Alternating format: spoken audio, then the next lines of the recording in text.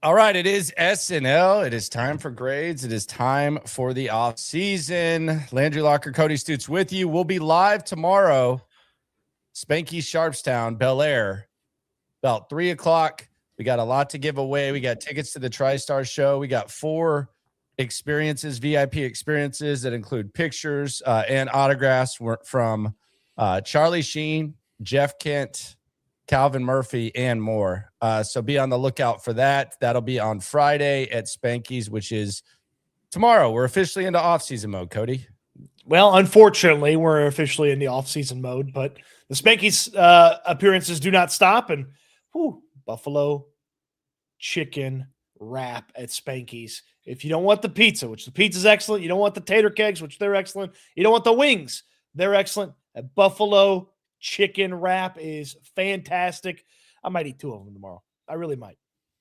Oh, no. Don't make them twist your leg, Cody. My goodness. Wow. Special occasion for Cody. Doubling up on the sandwich. My goodness. Let's grade the Houston Texans. It's a wrap, you bastard.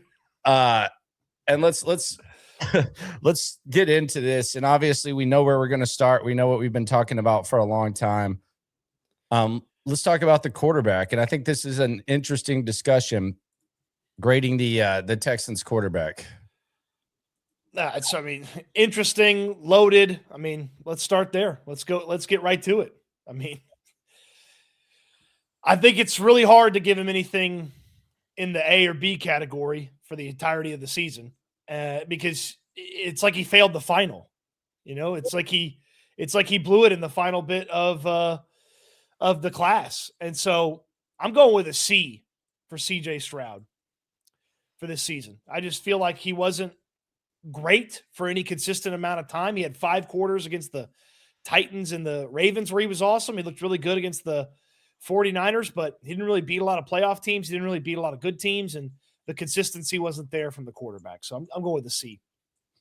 I'm going with a C with the quarterbacks as a whole. I think CJ Stroud gets an F and Davis Mills gets an A. So we'll meet in the middle and give him a C. I don't know how CJ Stroud can get a C based on what the dialogue was leading up to the season, which was, he can prove that he's worthy of getting paid. He failed. You feel worse about him now than you did before. Maybe it's time to buy low.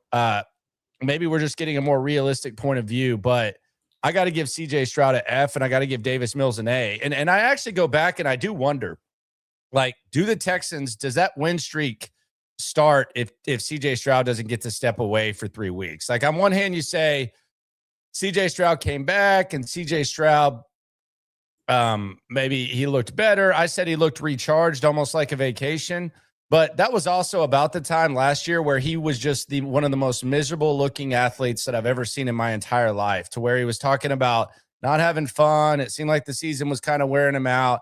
And then the vibes kind of go up when Davis Mills goes and gets the dub against the Jags, and then he beats the Bills and he beats the Titans, and things kind of connect. So from where CJ Stroud was or where we thought he could be to now, I got to give him an F.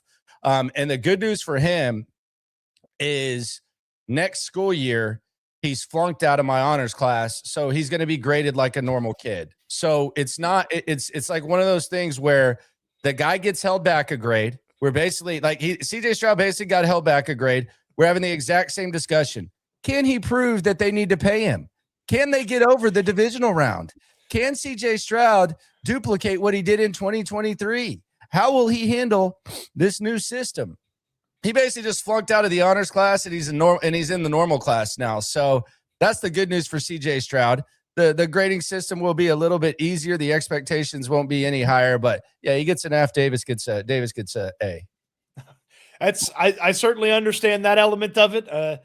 I do think there's a lot worse quarterback play than what CJ Stroud put together. So, I ended up with a C for the quarterbacks. Yeah, it was based on expectations, but those expectations have kind of, well, they're certainly adjusted going into next year. Yeah, I would definitely say that. All right, let's go to the running backs. This is interesting. The Joe Mixon thing makes this a little bit tough. I'm going to go with a C+. I'm going to go with a C+ for the running backs. I don't really feel like there was a great use of exactly what the running backs are good at because they didn't throw the ball to Woody Marks that much. I felt like there were some really nice Woody Marks moments. There were some moments where it wasn't so nice from Woody Marks. And I got to factor in that he leaves the game every time. Like, it's like a kid who goes to the bathroom during every class. Like, he's missing part of the class. He's missing part of the game. So I'm going C+ on the running backs. All right. I'm going to go C-. And damn. Yeah, C-. And this is just based on the expectation of I'm kind of. How much is Mixon factoring into this? Mixon's doesn't exist. He's not there. But it actually makes me a little more patient with the grade.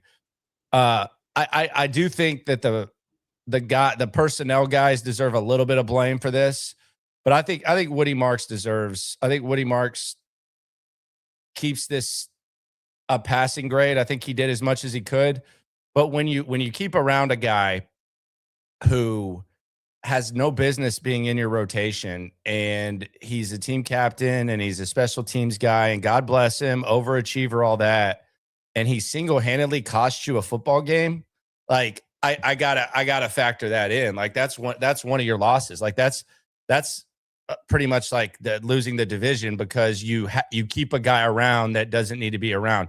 The Nick Chubb thing, never really understood it. So I'll just give him a C and C- and keep it moving. But I do think there's some potential to work with Woody Marks and get some other guys going. Are you muted, brother? I did feel like there were a couple of nice rushing games at the end of the season, so I guess that's kind of why I got up to the plus. But I give him a C-. Damn. Yeah. I don't want to take your class. This is like rate my professor. This guy grades hard. Well, I don't grade CJ like you, D'Amico, and Caserio. Like I graded him with expectations, but I know it's a world that we live in where you have to always say something good about CJ. Well, don't lump me in with them. Well, I'm just saying, like, if CJ gets a C with you, then I mean that's pretty much what you're on the. You've been influenced by Caserio and D'Amico and CJ himself. You have to say the positive, even if he throws 4 interceptions or turns the ball over 4 times. You got to do it. I said he failed the final. I gave him a C. I mean, I had no expectations. You know, I didn't apply the expectations to my grading rubric. Yep. I can't believe you're lumping in with them when they're sitting there saying he had a good season. This is the funniest thing from S9, and he's in the CJ class too. So I think what is he, the counselor or the librarian? He says Stroud wouldn't have led the Jags comeback. I agree, but also wouldn't have had them down 29-10. Buddy, that was all special teams. Like they fumbled on a kick return and they allowed a punt return. Davis Mills threw 1 interception and they held it to 3. And then they scored literally every drive but 1. So yeah, I don't know what you're talking about. And by the way, did CJ play the Jags this year? Yes, he lost. Where are we at here? Like what world am I living in right now? We got to snap out. We got to get him out of the honors class. Did CJ play the Jags this year? Yes, he did. Thank you. All right. Next.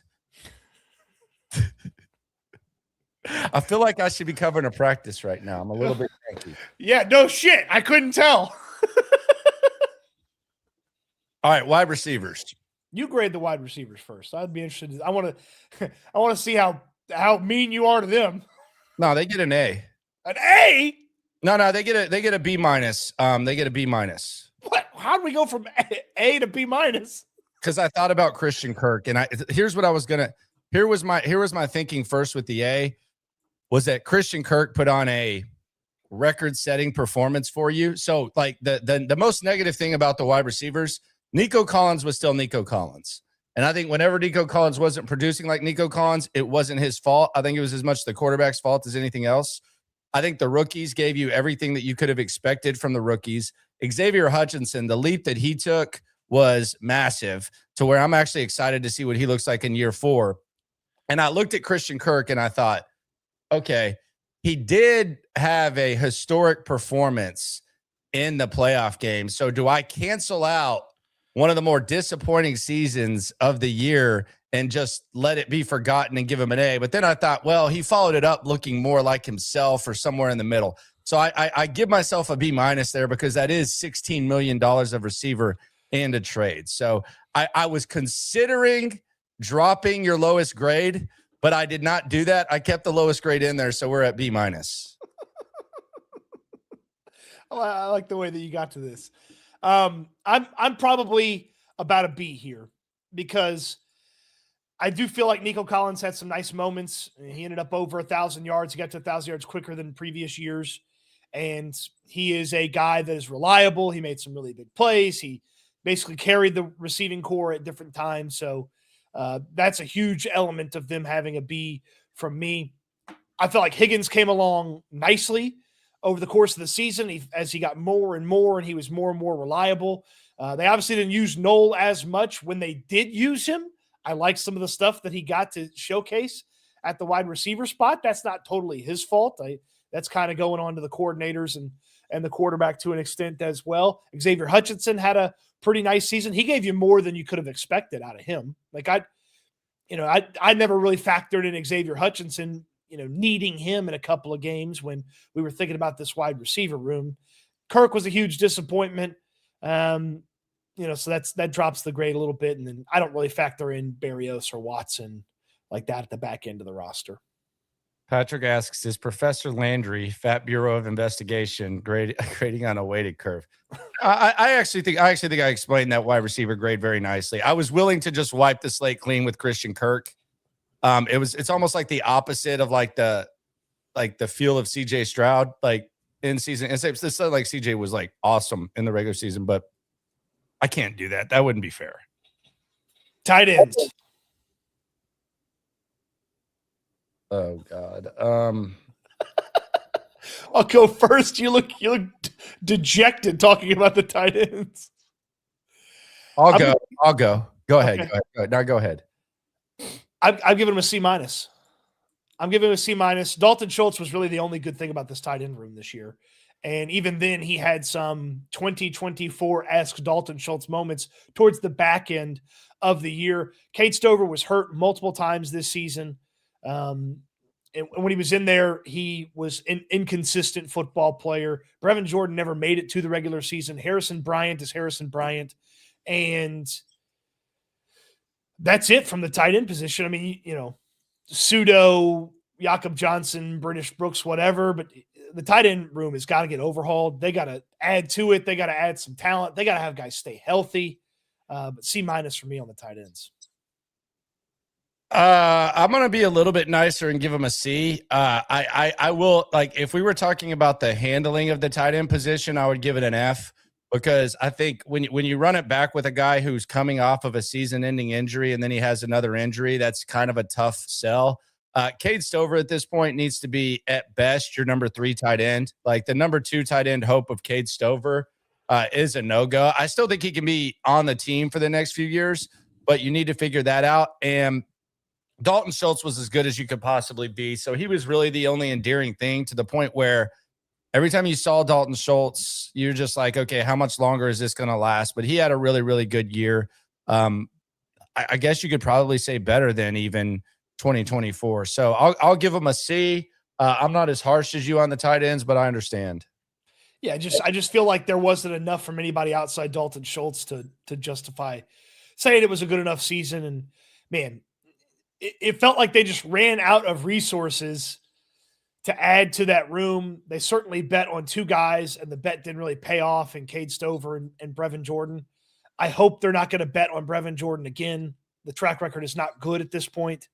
And I would like Cade Stover to get pushed by people that they bring in. So I'm not saying I feel like Stover should be on the team next year. Push him. If he makes the team, so be it. But yeah, tight end 2 Cade Stover, that dream is, I'm not dreaming that dream anymore. Yeah, I actually think he'd be a really good tight end 3, honestly. And I think he can get better. It's the injuries got to factor in with Cade Stover, like at this point, like just like with Brevin Jordan. So yeah, figure that. And I don't even know that it's 100% locked that you bring back Schultz. So I think you could maybe move on from this, because the last time we saw a year like this, it was followed up by one of the worst. So Good for Dalton Schultz for doing what he did, but yeah, C minus. I think we're kind of on the same page there. Yeah, we're pretty close. It's not that far off. O-line. I want to hear this. I got my popcorn ready for this. I want to hear this. I think this is a C. It's a passing grade from me. They had some nice moments. Statistically, they were much better from last year's offensive line to this year's offensive line. Like they got better. It's like when you see, standardized test scores go up for somebody. Yeah, they got better at taking the test. It doesn't mean that they were actually a whole lot smarter. They got better at taking the test. And there were still some really, really bad moments from this offensive line. Like they steadied it. They found something that worked on a pretty consistent basis, but they weren't good in the playoffs. They did not move the opposing team very much in the run game over the course of the season. And the start to the season, it took them forever to figure things out. So it's a C at best for me. I probably could have gone lower on this one, but when they gamble and have it work on a couple of different spots, they deserve a little bit of credit for it working out. Not necessarily that I love the plan, but the result was decent enough. Right tackle with Trent Brown. I feel like Andrews was a kind of a gamble at center. It worked out for the most part. Probably get better at that position. Probably don't bring Trent Brown back. And you probably shouldn't build an offensive line where Trent Brown's the key to it, because that's seemingly what happened here come playoff time. But that's the position they found themselves in. Yeah, I'll give the O-line a B minus. I'll give it a B minus just based on what they had to work with and what they got out of it. I'll give it a B minus. Again, the Laken Tomlinson experiment, I guess you give him credit for punting on it. I don't know why it was ever a thing in the first place. So you kind of wonder about that, but I'll give the O-line a B minus, and I'll say it's damn sure not a keep the band together group. So definitely move on from that and charge it to the game. You did a good job maxing that out, but you definitely need to improve the talent. But based on what the talent was and based on what they did, I'll give them a B minus. That's fair. It's fair. Pretty generous. Fair. What do you grade D'Amico Ryans? What's the head coach's grade?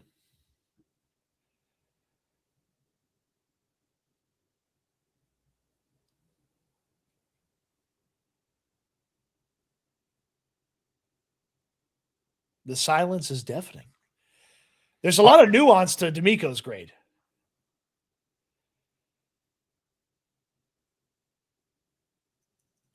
I'm gonna give him a B minus. Dang, that was exactly what I was thinking. You can't just completely separate the defense from the offense when it comes to the overseer of it. So I can't do that. I also am not going to praise you for starting out 0-3. I know that that's been presented as like some adverse situation. I consider adversity non-self-inflicted, although I know that it can be looked at the other way. But when you're talking about a football season and overcoming stuff, like, okay, you had a lot of injuries you overcome. That's adversity. Like the San Francisco 49ers, to me, that's adversity. That's why if I were voting for coach of the year, Kyle Shanahan would get my coach of the year. Davis Mills having to step in for 3 games, that's adversity. Starting out 0-3 because you have Daria Gumbawale in your running back rotation and you have a new OC and all. Like I don't really look at it that way. I will say this is kind of like I'm not worried about D'Amico Ryans at all, but I do think that you can't just completely separate him from the offense. And I also think there's an element of the CJ Stroud thing where he's going to have to be the one that figures out how to handle this situation. So I'm going to give him a B minus, although he's really, really good. The things that hurt D'Amico's grade for me, just the insistence that they were going to be a physical offensive line and they should run the football right up the middle. And it's, hey, if you can't get the yard, you don't deserve to be in the NFL. Like that would hurt him. The push the gas, don't push the gas, put it in park. Hey, floor it at the end of first halves where he's in control of the operation and how much. That is something that dings him as well. And then not putting Davis Mills in just to see there at the end of the season. That dings him for me as well. So there we go. All right, so that's the offense and the head coach. Which is not as bad as it perhaps could have been. I feel like the offensive grades could get slightly disagreed with by some. I think we're on the right track with the quarterback. The running backs, I may have been a little bit harsh. It's just a frustrating position for me. I think you were pretty mean to the running backs. It happens. But we're only, in theory, we're only, how many points are between a C- and a C+? 8 points, 7 points, so really not that much. Really not that much. That one's I think that is difficult, grading the offense and like so many different, the ins and outs, the guys in the rotation, out of the rotation, the offensive line, some of the nuance to it. This is going to be much easier grading the defense. Yeah, this is the honors class, and it's quite frankly the future Harvard students of the honors class. Like it's Yep. it's basically like a battle royal with each and every one of them trying to be like the valedictorian of this. This is wild. So are we going to start? We want to work our way down, start below the coordinators, or do we want to start at the coordinators? Let's start at the coordinators. Matt Burke, Nick Caley, and Frank Ross. And I'll tell you right away, this is primarily a Nick Caley grade for me.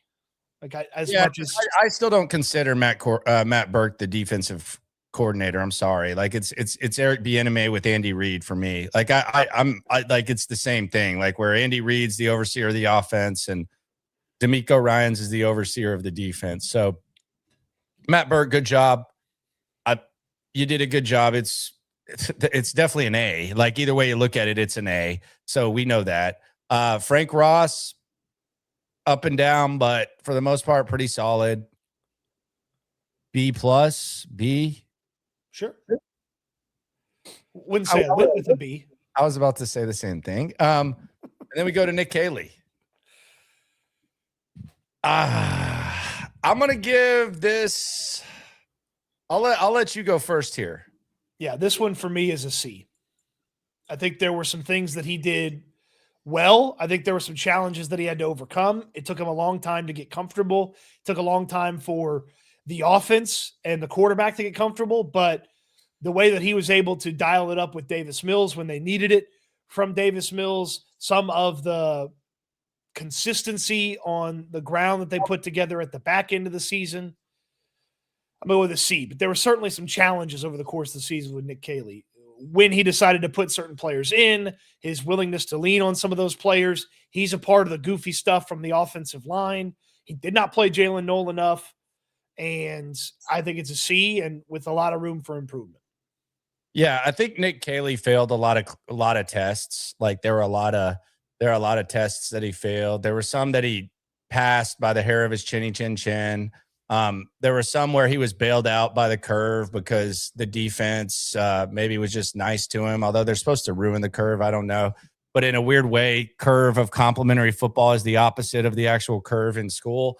I also will say this, and I think we can bring this to math class. Like, I don't know what kind of gear kids are using in math class right now, but back in the millennial days, there was something called a TI 83 Plus that was just sick. I think it cost like $85 back then, which was a shit ton. That's like the equivalent of like probably $200 now. And I'll be honest, a lot of times couldn't afford a TI-83 Plus, so I was kind of at a disadvantage.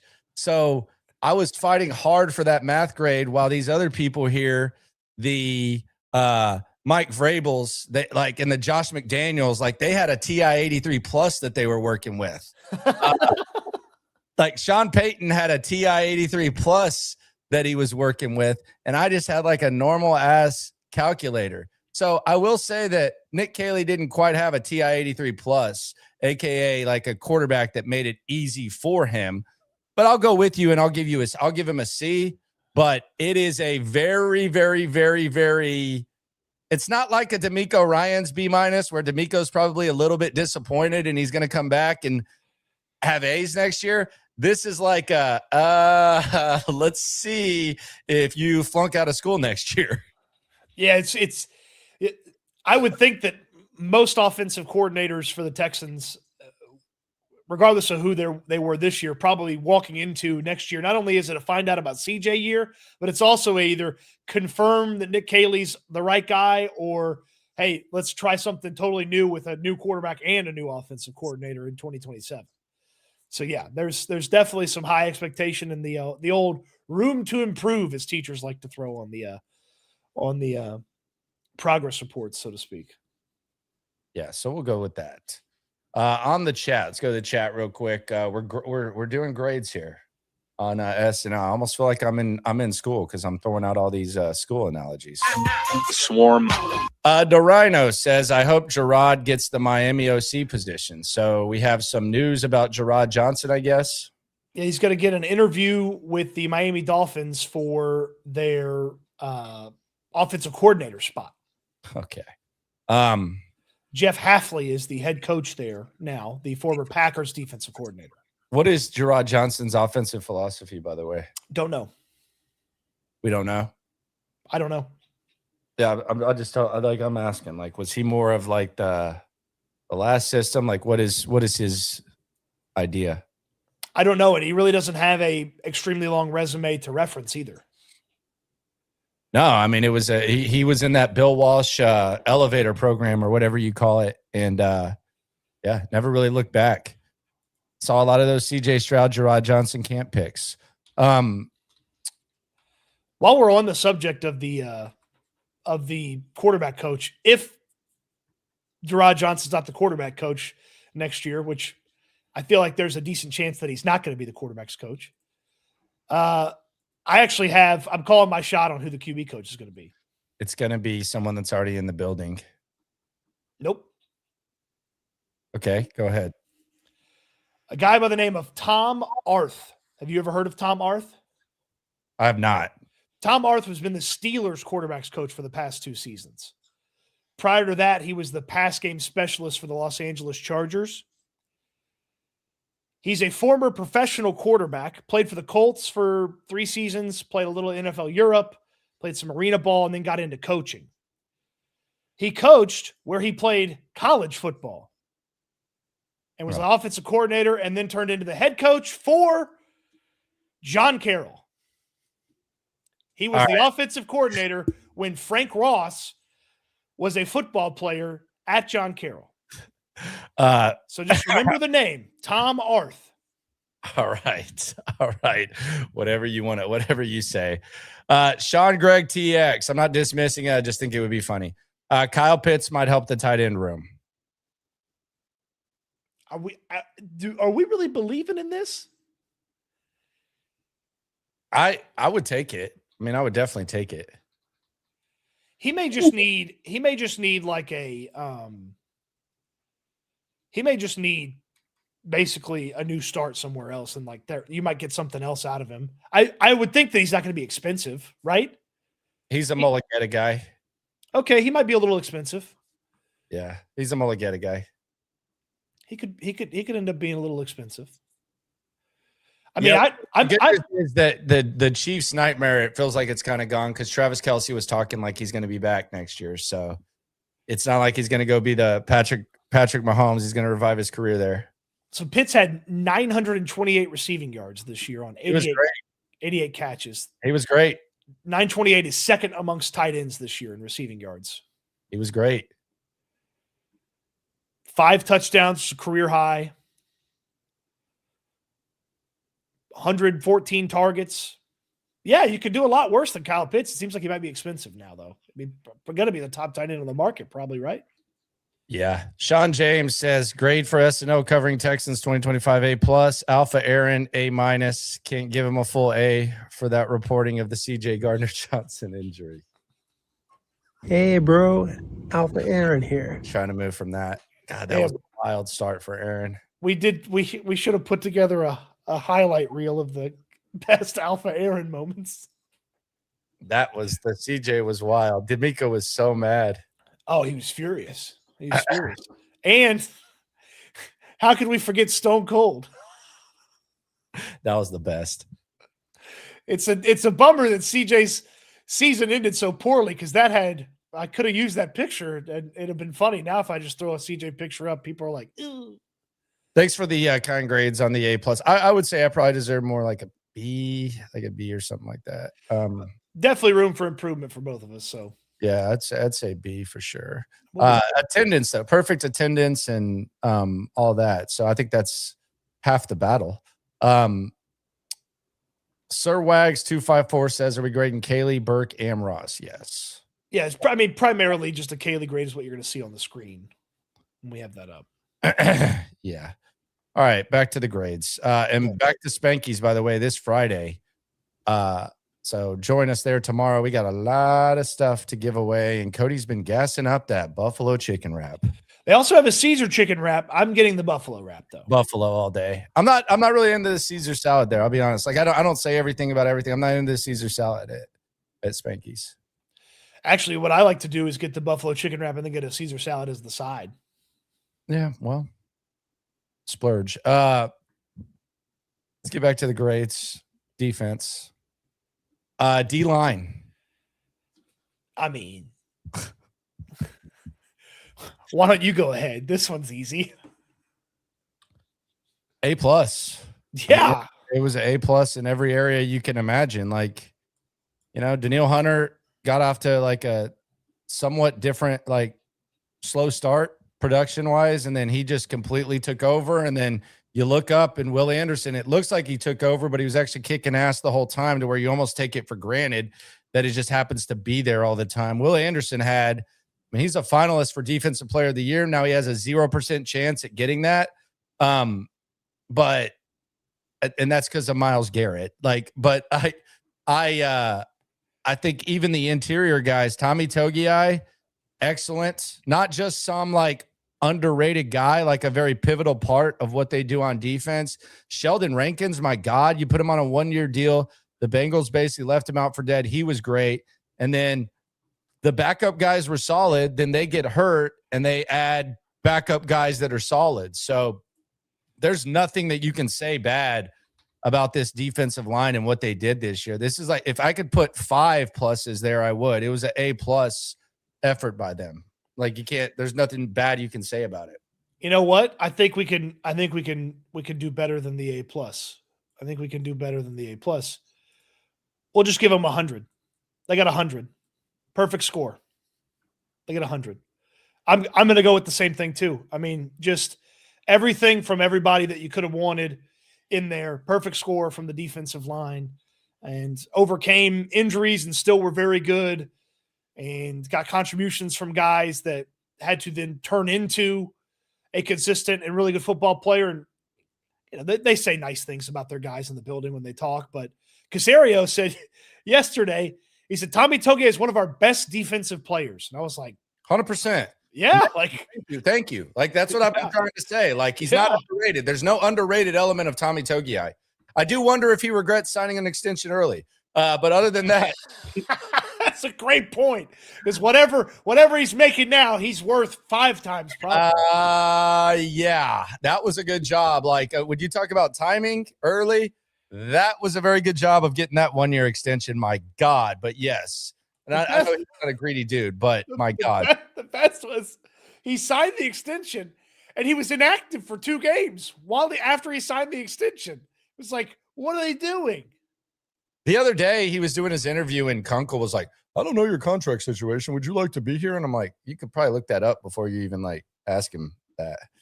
But yeah, that was probably his only mistake, was signing that contract extension early.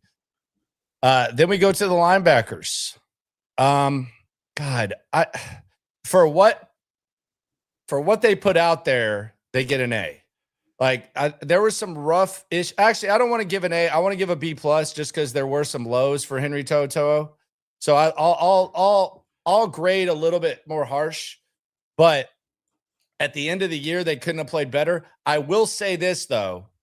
They need to improve the depth there because they were very fortunate when it came to the injuries. And whenever there was one injury, they were fucking horrible. Like, and that was against the Raiders, where you saw Henry To'oTo'o kind of exposed when he had to fill the void of Azeez Al-Shire with the dot and all that. And then you saw him kind of get exposed by Ashton Genty. which had a lot of fantasy football owners pissed off because they're like, where the F has this been all season long? So they did a good job.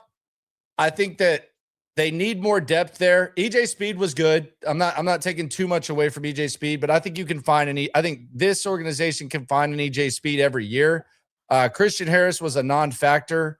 He didn't get on the field, but given the fact that they played 2 linebackers and this is a 2 linebacker defense with the main focus being 0 and 39, Aziz and Toto, I'll give them a B+, but they do have to improve the depth of this position. Yeah, I'm going to go with a B. No plus on this one. I just felt like there were enough ugly moments over the course of the season from the linebackers to not keep them from getting that B+, that A. But they had some really nice moments too. Aziz is, I mean, he is a better player than he was a year ago. Like, he was good last year, but he's even better than he was a year ago. He stayed more healthy than he did a year ago this year. And Henry To'oTo'o had some really nice moments. Henry To'oTo'o had some tough moments. That's also, what's the actual real expectation from a guy like To'oTo'o? And I thought he played some really good football this year with a couple of mistakes here and there. And there were a couple of moments probably from some of those games that they did drop where I'd put a lot of it on the linebackers for some of those mistakes. So that's why I went with a B instead of a B+ or an A.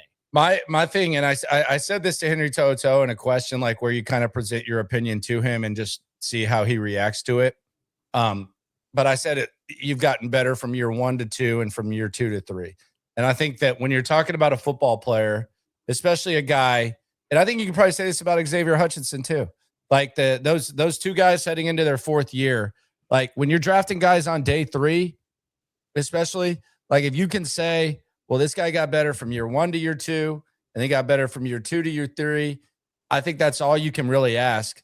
And even with the hiccups with Henry To'oTo'o, he's surpassed the expectations that you have when you draft a guy when you drafted him. And I am intrigued to see what it looks like in year 4. But that's really the biggest compliment that I can give any football player is 3 years into your career, you've gotten better each of those years. Very well said. Very well said. If he gets better from this year into next year, they're going to have one hell of a linebacker room again. And then you know what? If you take the complete opposite of that, you know what you get? You get a CJ Stroud. On to the cornerbacks. Yeah, I had to meet my CJ Stroud quota there. On to the cornerbacks. I mean, geez. I sense that you're going to get picky because of the lack of depth at cornerback. But I'm giving them an A. I'm giving them an A. Just an A, huh?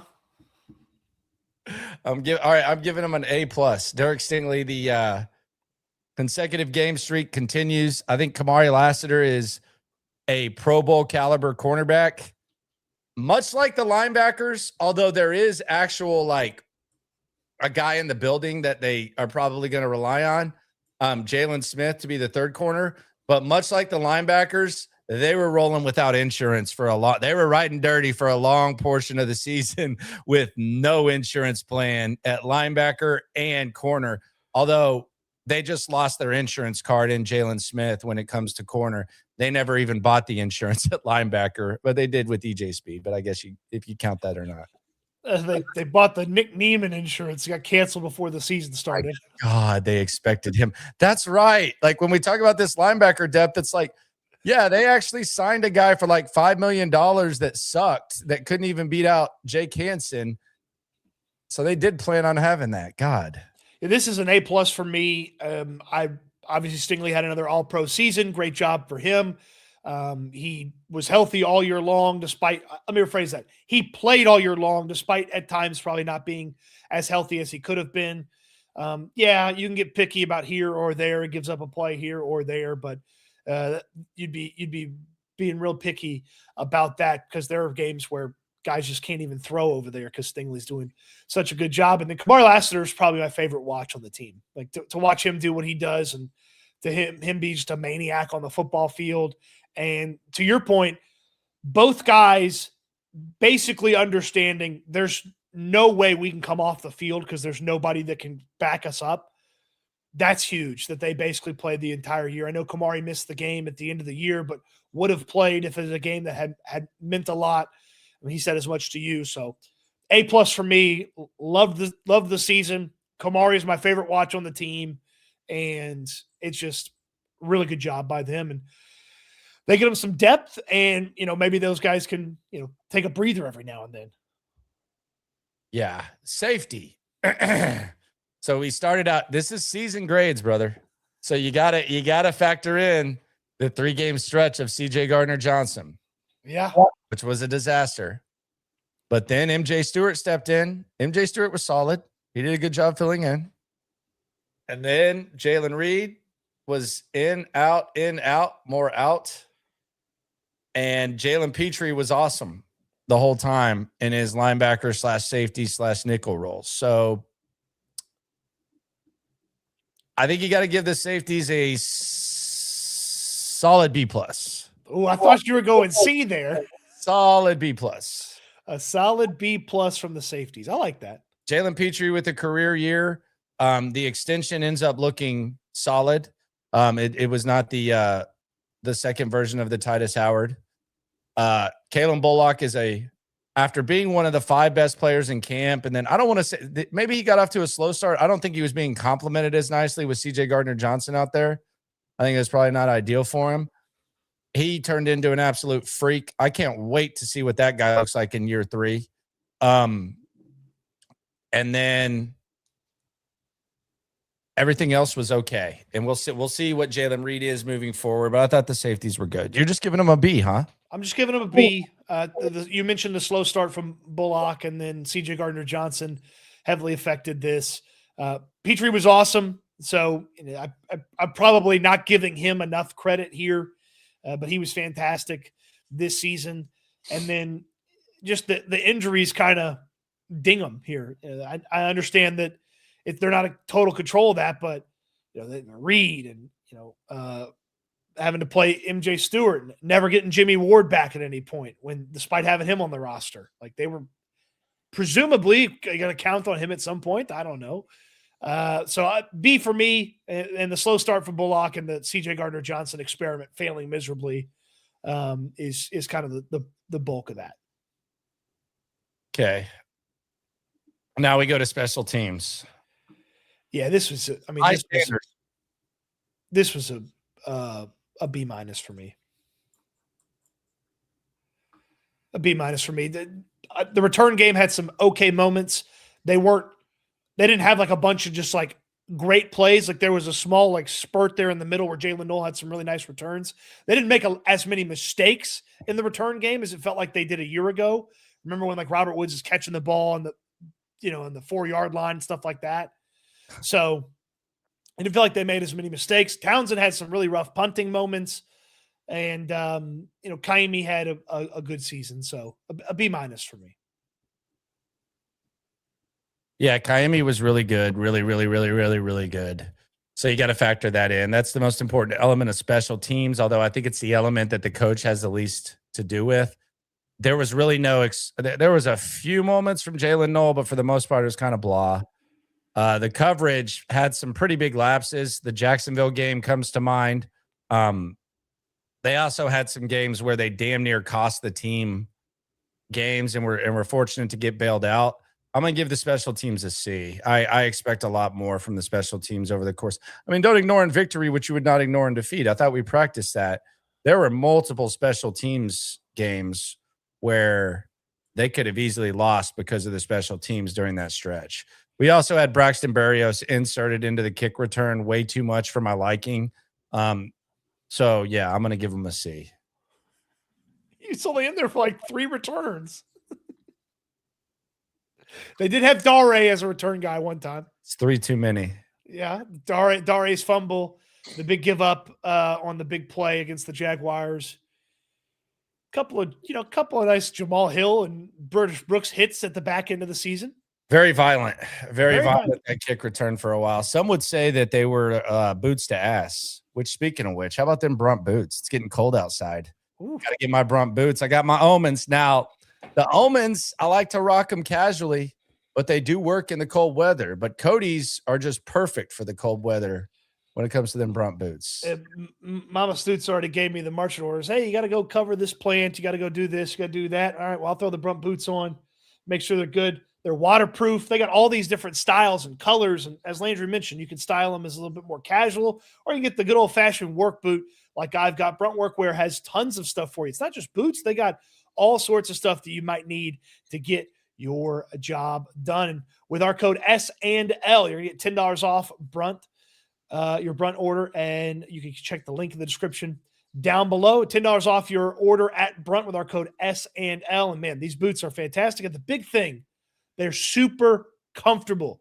That cushion technology that they've got in there is fantastic. You can wear them all day without your feet being sore and bothering you. I love them. I wear them a ton. I was skeptical of getting this type of boot. I never had one before, and now I'm wondering where they've been my entire life. Brunt Work boots and Brunt Workwear are fantastic. The Omen, the casual Omen. You can just slide them on. When your feet are delicate like mine, you just slide them on. They're comfortable. I've walked in them. I put in 20 miles in Vegas walking, and my feet felt better than if I'd worn tennis shoes. And you guys know I go to Vegas 4 or 5 times a year. Just casual. They look great, and they were very comfortable. So whether you're outside with a honey-do list or a mama-do list like Cody Stoots, or you're walking up and down the strip raising hell like myself, Brunt, they got it for you. It's very comfortable. $10 off with the code SANDL. Yeah, fantastic stuff. You will not be disappointed. All right, so we've graded the Texans. Let's reset the grades real quick for the people that just came through, and I do mean you people. All right, these are the defense and the coordinators. Defense look good. Special teams, again, this is based on the standard. This is based on the standard and based on not ignoring in victory what I would not ignore in defeat. What do you feel like Frank Ross would give the special teams? It would be like some bitch shit where he's like, oh, you're always striving for perfection, but you never achieve it. So you can't give an A, because if you give an A, that means satisfaction. So, I think we did a solid job. There's always room for improvement. So I would give him a B. He's going to do his charity thing again. We'll have him on. We'll have him grade him. Oh man, poor Frank.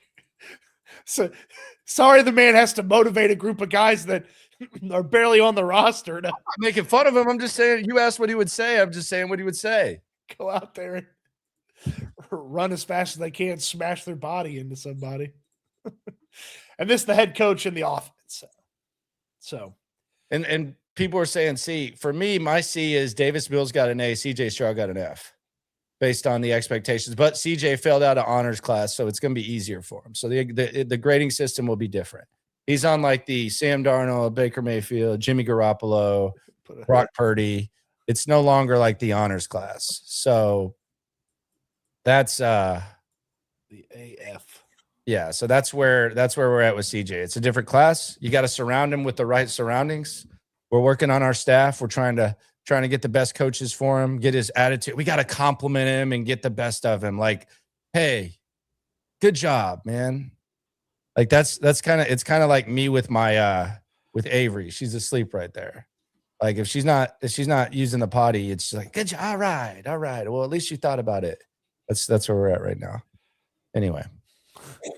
Damn, CJ Stroud's getting put in remedial classes. CJ Stroud's getting compared to potty training. CJ Stroud having a rough week, man. Rough week. Have you seen the latest memes making their rounds for CJ? No. Somebody did like a big AI thing, and it was CJ's restaurant, and they serve turnovers. It's like, oh man, that was rough. And then this one was the meanest one I saw.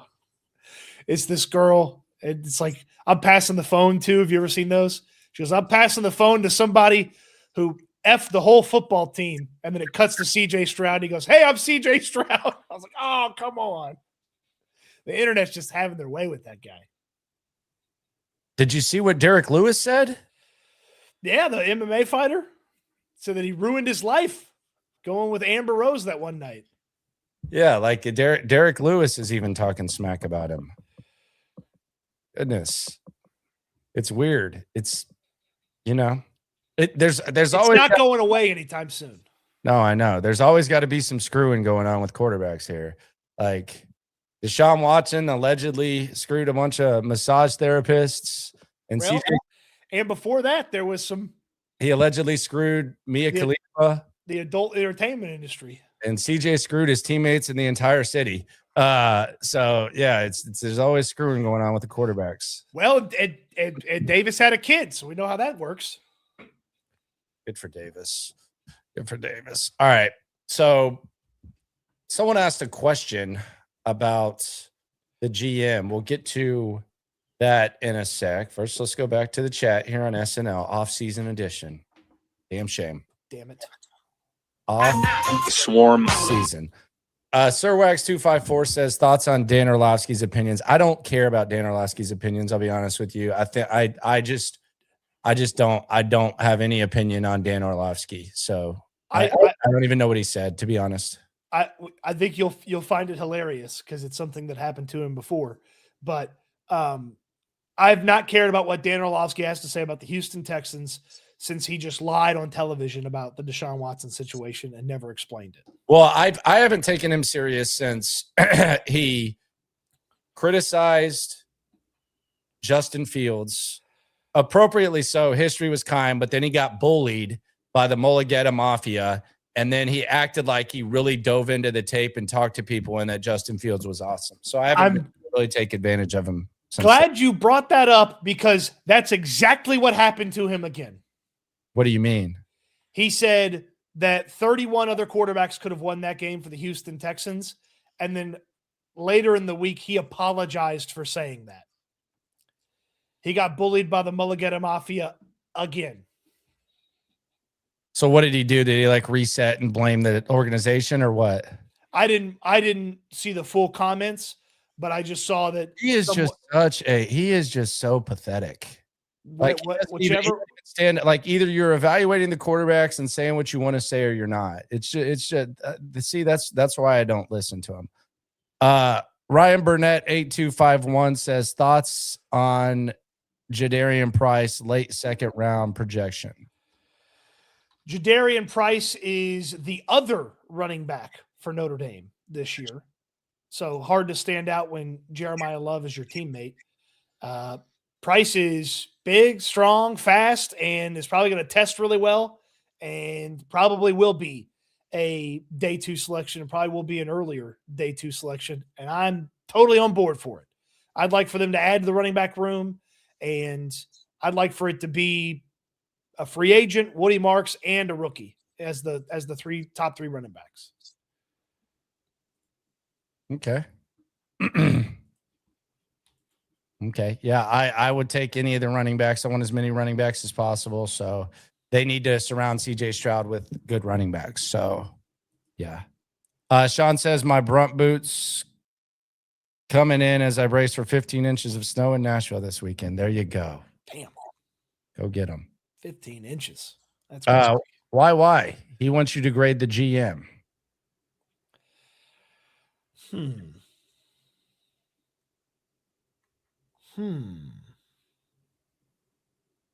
How about a B for Caserio?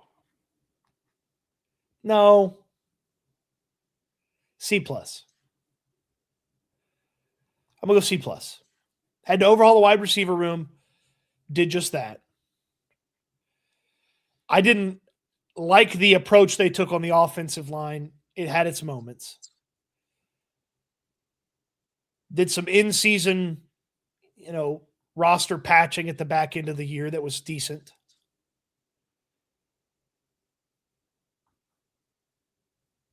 I think Caserio, that's actually my show tonight, is grading Caserio's moves. We're going to rank all of them from 2025 at 10:30.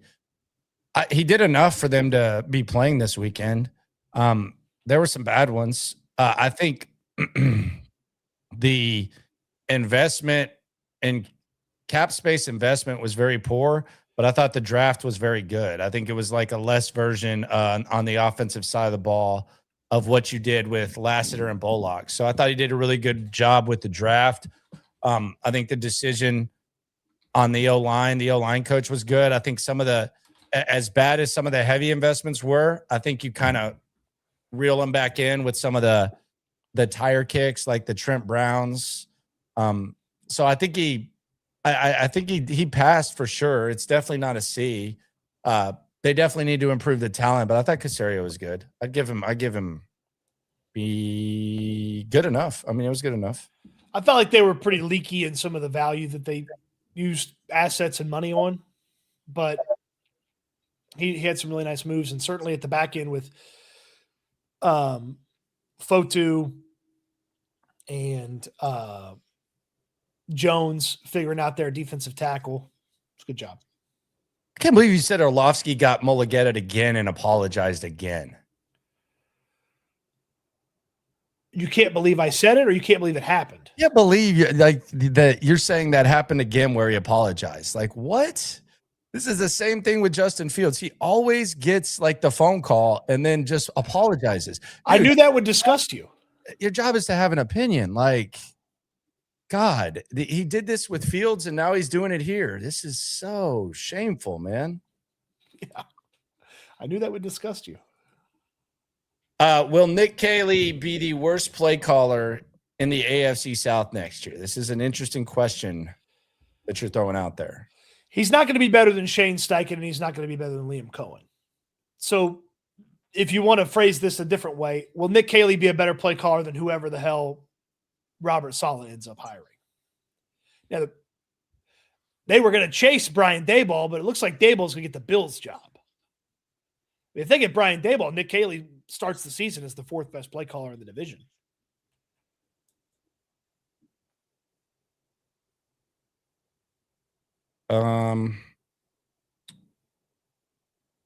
He's definitely worse than Cohen. Yes. He's definitely worse than Steichen. Yeah, he's the worst for sure. He's the worst. Now, here's the question. If the AFC South has Nick Caley and Bobby Slowick in it, is Caley a better play caller than Slowick? I want that so bad. I want that so bad. I know Daboll is still kind of, they're going back and forth, but I want to see that so bad. I have to imagine there's probably some guy in San Francisco that Saleh wants to bring. It's been on the staff for a couple years, right? I mean, he was with Slowick for a long time in San Francisco. Sure. And Slowick got the initial thumbs up from D'Amico, then he got the boot from D'Amico. I don't know. I think it would be kind of an ass move by Robert Saleh to leave San Francisco, take their top guy, him fall off on the Jets, and then go back to San Francisco, get his career revived, and then take someone from their staff. You probably look somewhere else. Now, I know Kyle encourages like that, but he took LaFleur's brother with him to the Jets. That didn't work. He was in San Francisco, and then he falls off at the Jets. He gets revived by Shanahan. You can't go take his coaches now. You got to have some sort of integrity. I mean, if you're Clay Kubiak, though, you get to call plays. Like, yeah, hey, Kyle, thanks for the opportunity. Let me go call plays. And his brother is on the fast track. So I think, I'll be interested to see who ultimately ends up with that, because I don't think that's a tough job, but it's certainly not an easy job. Like, you've got a top-rated quarterback. You're going to find out about him pretty quick if you're the new play caller. There's a couple of pieces on offense, but it's a really bad offensive line.